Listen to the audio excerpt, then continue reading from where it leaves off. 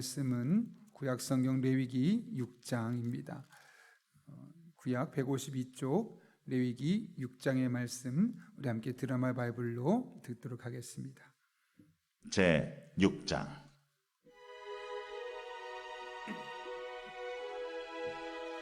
여호와께서 모세에게 말씀하여 이르시되 누구든지 여호와께 신실하지 못하여 범죄하되 곧 이웃이 맡긴 물건이나 전당물을 속이거나 도둑질하거나 착취하고도 사실을 부인하거나 남의 잃은 물건을 줍고도 사실을 부인하여 거짓 맹세하는 등 사람이 이 모든 일 중에 하나라도 행하여 범죄하면 이는 죄를 범하였고 죄가 있는 자니 그 훔친 것이나 착취한 것이나 맡은 것이나 잃은 물건을 주운 것이나 그 거짓 맹세한 모든 물건을 돌려보내되 곧 그 본래 물건의 5분의 1을 더하여 돌려보낼 것이니 그 죄가 드러나는 날에 그 임자에게 줄 것이요 그는 또 그 속건제물을 여호와께 가져갈지니 곧 내가 지정한 가치대로 양떼 중 흠없는 순양을 속건제물을 위하여 제사장에게로 끌고 갈 것이요 제사장은 여호와 앞에서 그를 위하여 속죄한즉 그는 무슨 허물이든지 사함을 받으리라. 여호와께서 모세에게 말씀하여 이르시되 아론과 그의 자손에게 명령하여 이르라. 번제의 규례는 이러하니라. 번제물은 아침까지 제단 위에 있는 속세 위에 두고 제단의 불이 그 위에서 꺼지지 않게 할 것이요 제사장은 세마포 긴 옷을 입고 세마포 속바지로 하체를 가리고 제단 위에서 불태운 번제의 재를 가져다가 제단 곁에 두고 그 옷을 벗고 다른 옷을 입고 그 재를 진영 바깥 정결한 곳으로 가져갈 것이요 제단 위의 불은 항상 피워 꺼지지 않게 할지니 제사장은 아침마다 나무를 그 위에서 태우고 번제물을 그 위에 벌려놓고 화목제의 기름을 그 위에서 불사를 지며 불은 끊임이 없이 제단 위에 피워 꺼지지 않게 할지니라. 소제의 규례는 이러하니라. 아론의 자손은 그것을 제단 앞 여호와 앞에 들이되 그 소제의 고운 가루 한 움큼과 기름과 소제물 위에 유향을 다 가져다가 기념물로 제단 위에서 불살라 여호와 앞에 향기로운 냄새가 되게 하고 그 나머지는 아론과 그의 자손이 먹되 누룩을 넣지 말고 거룩한 곳 회막들에서 먹을지니라. 그것에 누룩을 넣어 굽지 말라. 이는 나의 화두물 중에서 내가 그들에게 주어 그들의 소득이 되게 하는 것이라. 속죄제와 속번제같이 지극히 거룩한즉 아론 자손의 남자는 모두 이를 먹을지니 이는 여호와의 화제물 중에서 대대로 그들의 영원한 소득이 됨이라. 이를 만지는 자마다 거룩하리라. 여호와께서 모세에게 말씀하여 이르시되 아론과 그의 자손이 기름 부음을 받는 날에 여호와께 드릴 예물은 이러하니라. 고운 가루 10분의 1 에바를 항상 드리는 소제물로 삼아 그 절반은 아침에 절반은 저녁에 드리되 그것을 기름으로 반죽하여 철판에 굽고 기름에 적셔 썰어서 소제로 여호와께 드려 향기로운 냄새가 되게 하라. 이 소제는 아론의 자손 중 기름 부음을 받고 그를 이어 제사장 된 자가 드릴 것이요 영원한 규례로 여호와께 온전히 불사를 것이니 제사장의 모든 소제물은 온전히 불사르고 먹지 말지니라. 여호와께서 모세에게 말씀하여 이르시되 아론과 그의 아들들에게 말하여 이르라. 속죄제의 규례는 이러하니라. 속죄제 제물은 지극히 거룩하니 여호와 앞 번제물을 잡는 곳에서 그 속죄제 제물을 잡을 것이요 죄를 위하여 제사 드리는 제사장이 그것을 먹되 곧 회막들 거룩한 곳에서 먹을 것이며 그 고기에 접촉하는 모든 자는 거룩할 것이며 그 피가 어떤 옷에든지 묻었으면 묻은 그것을 거룩한 곳에서 말 것이요 그 고기를 투기에 삶았으면 그 그릇을 깨뜨릴 것이요 유기에 삶았으면 그 그릇을 닦고 물에 씻을 것이며 제사장인 남자는 모두 그것을 먹을지니 그것은 지극히 거룩하니라. 그러나 피를 가지고 회막에 들어가 성소에서 속죄하게 한 속죄제 제물의 고기는 먹지 못할지니 불사를 지니라. 아멘. 오늘 우리는 레위기 6장을 살펴보게 되는데요. 레위기 6장의 말씀을 보게 되면 각각의 5가지 제사들이 있는데 번제, 소제, 화목제, 속죄제, 속건제, 이 각각의 제사들의 규례, 그러니까 좀 더 구체적으로 어떻게 해야 되느냐 그런 설명서, 매뉴얼과 같은 부분들이 이제 6장 8절부터 기록되어 있습니다. 특별히 오늘 그래서 6장 8절부터 13절까지는 번제에 대해서, 14절부터 23절까지는 소제에 대해서, 24절부터 29절은 속죄제에 대해서 이야기되어 있고, 오늘 우리가 읽었던 6장 1절부터 7절까지는 어제 5장 14절에 기록되어 있는 5가지 제사 중에 마지막 제사였던 속건제 마지막 부분을 우리에게 이야기하고 있습니다. 오늘은 어제 이어서 6장 1절부터 7절까지 기록되어 있는 속건제, 이 제사에 대해서 함께 살펴보려고 하는데요. 먼저 2절부터 4절까지 말씀 보게 되면 이 속건제를 드려야 하는 죄 목록들을 우리에게 보여주고 있습니다. 어떻게 기록되어 있느냐? 이렇게 되어 있죠. 누구든지 여호와께 신실하지 못하여 범죄하되 곧 이웃이 맡긴 물건이나 전당물을 속이거나 도둑질하거나 착취하고도 사실을 부인하는, 또 남의 잃은 물건을 죽고도 사실을 부인하여 거짓 맹세하는 등 사람이 이 모든 일 중 하나라도 행하여 범죄하면 이는 죄를 범하였고 죄가 있는 자니 그 훔친 것이나 착취한 것이나 맡은 것이나 잃은 물건을 주운 것이나, 그 5절 보면 그 거짓 맹세한 모든 물건을 돌려보내되 이렇게 기록되어 있습니다. 2절부터 4절까지 말씀 보게 되면 여러 가지 사람과의 관계에서 지은 잘못들, 죄들의 목록을 이야기하고 있죠. 이런 죄를 지었을 경우는 5분의 1을 더해서 돌려보낼 뿐만 아니라 속건제를 하나님 앞에 드려야 함을 말씀했습니다. 문제는 2절부터 4절까지 기록되어 있는 이 죄의 내용들, 도대체 이 죄들을 짓는 이유가 무엇이냐라는 것이죠. 물론 살다 보면 우리가 다양한 죄들을 짓게 됩니다. 그런데 오늘 특별히 속건제를 말하면서 다른 사람과의 관계 안에서 짓는, 어제 5장 보셨겠지만 일반적인 속건제는 보통 하나님과의 그런 직접적인 관계에서 성물이든 이런 것에 문제가 생겼을 때 드리는 거라고 이야기를 들었을 겁니다. 근데 오늘 말씀 보게 되면 그것보다는 일반적인 세상 속에서 다른 사람과의 인간관계 속에서 행해지고 있는 그런 수많은 죄의 행위들을 이야기하고 있죠. 근데 여러분, 이 죄를 왜 짓게 된다고 말합니까? 2절 앞부분이 참 중요한데 이렇게 기록되어 있습니다.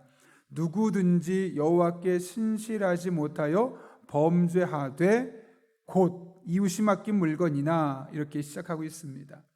이게 무슨 말일까요? 2절부터 4절까지 기록된 이 죄 목록들의 원인이 어디에 있다는 겁니까? 하나님 앞에 신실하지 못해서 죄를 지었기 때문이다 라는 겁니다. 다시 말하면 우리가 죄를 짓는 이유는 다른 데는 것이 아니라 하나님과 신실하지 못했기 때문이라는 것이죠. 물론 우리 안에 욕심이 있고 우리 안에 또 다른 욕망들이 있어서 그것이 투여되고 또 사단이 우리를 꿰어서 우리가 죄를 짓는 경우도 있고 다양한 원인들이 있지만, 오늘 본문은 여호와께 신실하지 못했기 때문에 범죄했음을 우리에게 말씀하고 있는 겁니다. 죄는 하나님과의 불성실한 관계에서 시작된다는 것이죠. 그러므로 내가 지금 죄를 지었거나 혹은 자꾸 내 마음속에 죄를 짓고 싶은 마음으로 인해서 흔들린다면 그것은 현재 나와 하나님 사이의 관계에 문제가 시작되었음을 말씀하고 있는 겁니다. 레일에서 탈선한 기차가 반드시 사고를 일으키는 것처럼 하나님과의 믿음의 관계가 신실하지 못한 사람은 반드시 그것이 다른 사람과의 관계에서 죄라는 형태로 나타날 수밖에 없는 것이죠. 아주 가장 대표적인 예가 가인과 아벨 아닙니까? 여러분, 가인이 동생 아벨을 죽인 가장 큰 원인이 무엇입니까? 물론 성경 안에서 보여지는 표면적인 이유는 시기심으로 나타날 겁니다. 그런데 왜 시기했습니까? 그 이면을 들여다보면 결국 하나님과의 관계가 틀어졌기 때문이죠. 하나님이 자신의 예배는 받지 않고 아벨의 예배만 받는 겁니다. 화가 나죠. 시기가 나죠. 왜 제 예배만 받느냐는 거죠. 근데 그 이면을 돌아보면 결국은 이 아벨은 여전히 하나님과 좋은 그런 신앙의 관계를 맺고 있었지만 이 가인은 그렇지 않았다는 것이고, 결국 그의 예배 자체가 하나님 앞에 받아들이지 않을 정도로 하나님과 깨어진 관계에 있었음을 말씀하고 있는 겁니다. 이렇게 하나님과 관계가 좋지 않은 상황에서 아벨을 보니까 평상시 그렇지 않았는데 왠지 하나님이 쟤만 더 사랑하는 것처럼 보이고, 왠지 하나님이 나를 차별하는 것처럼 보이고, 그러니까 그 동생이 싫은 거죠. 결국 그 동생을 살해하는 데까지 나아가게 되었던 겁니다. 결국 하나님과의 관계가 신실하지 못하니까, 하나님과 좋은 관계가 맺어지지 않고, 아니 좋았었지만 그 좋았던 관계가 끊어지니까 결국 다른 사람과의 관계, 이 인간관계의 죄의 문제로 나타났음을 우리에게 보여주고 있는 겁니다. 이것이 우리에게 때로는 절망적인 마음을 주기도 하지만 반대로 우리가 죄를 이겨낼 수 있겠구나, 죄의 유혹에서 승리할 수 있겠구나라는 또 다른 소망을 갖게 만듭니다.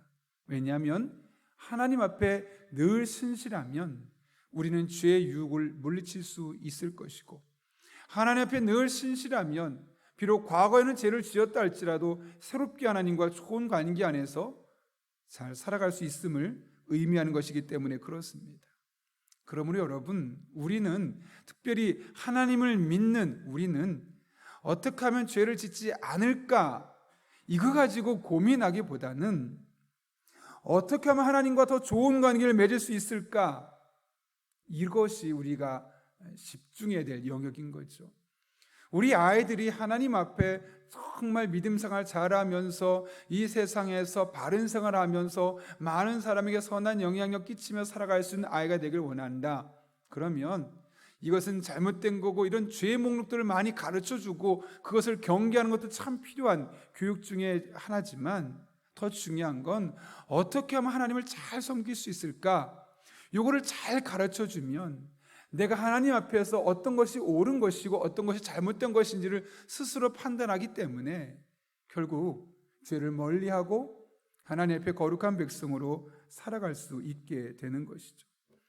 죄 짓지 않으려 하기보다는 하나님과 더 좋은, 하나님 앞에 늘 신실한 그리스도인이 되도록 노력하는 것이 우리에게 더 효과적인 겁니다.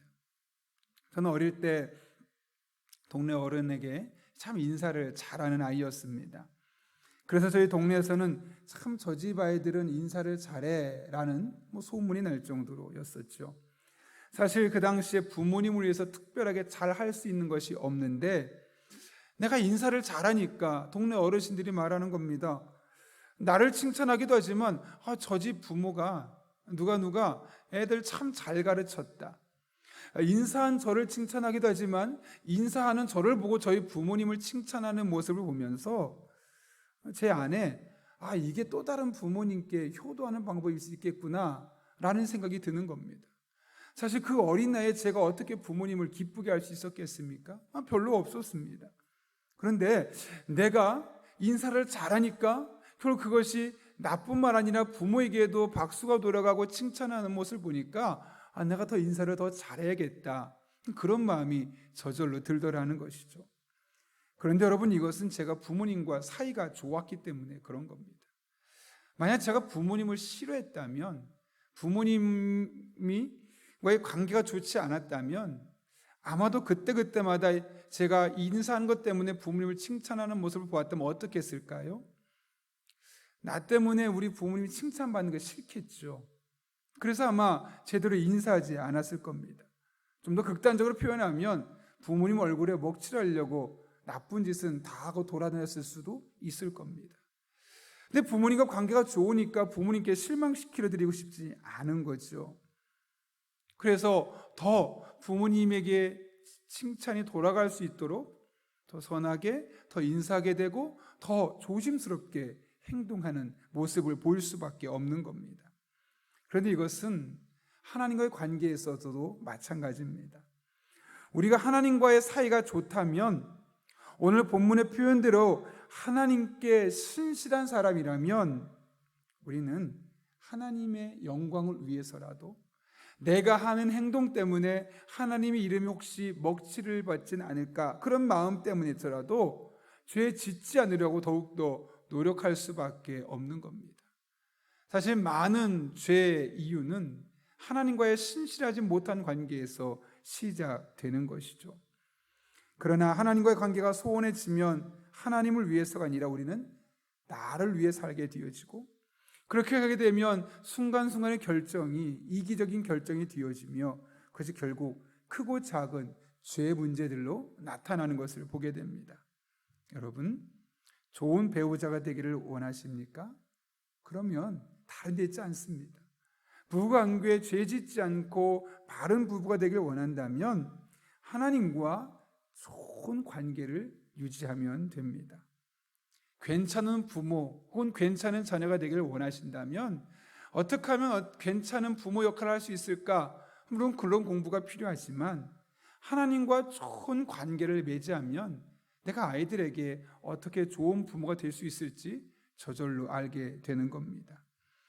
신실한 그리스도인이 되기를 원하신다면 하나님 앞에 신실한 믿음의 사람이 되면 되는 겁니다. 그렇게 하나님과 늘 좋은 관계를 유지하면 우리는 죄를 싫어하게 될 것이고, 싫어하는 정도를 넘어서 혐오하게 될 것이고, 그렇게 죄진 우리의 모습을 보면서 한탄하고 새로운 모습을 결단하게 될 것이며, 나아가서 좋은 배우자, 괜찮은 부모, 또 신실한 그리스도인이 되어 있을 것입니다.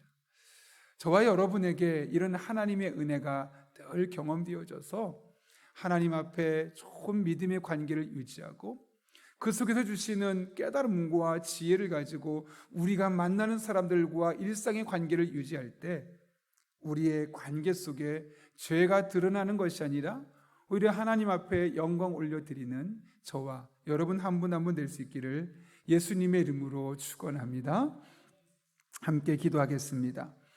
거룩하신 아버지 하나님, 우리 인간 사이에 나타나는 수많은 죄의 원인이 다른 곳에 있는 것이 아니라 하나님 앞에 신실하지 못했기 때문임을 오늘 본문의 말씀을 통해 깨닫게 됩니다. 우리가 많은 일들 할 수 있겠지만 늘 하나님 앞에 신실한 그리스도인으로 살기 위해 몸부림칠 수 있는 그런 주의 종들 될 수 있게 인도하여 주옵소서. 하나님과 좋은 관계, 하나님과 흔들리지 않는 관계, 그렇게 매일매일 우리가 하나님과 좋은 관계를 맺어갈 때 우리가 사람과 사람 사이에서 죄를 짓는 사람들이 아니라 오히려 남들에게 유익을 끼치고 하나님께 영광을 올려드리고 그렇게 하나님의 나라를 위하여 우리에게 주어진 일상을 매일매일 믿음으로 잘 살아낼 수 있도록 주님 은혜를 더하여 주옵소서. 이 새벽에 우리 성도 한 분 한 분에게 은혜로 함께 하시길 간절히 바라오며 예수님의 이름으로 기도하옵나이다. 아멘.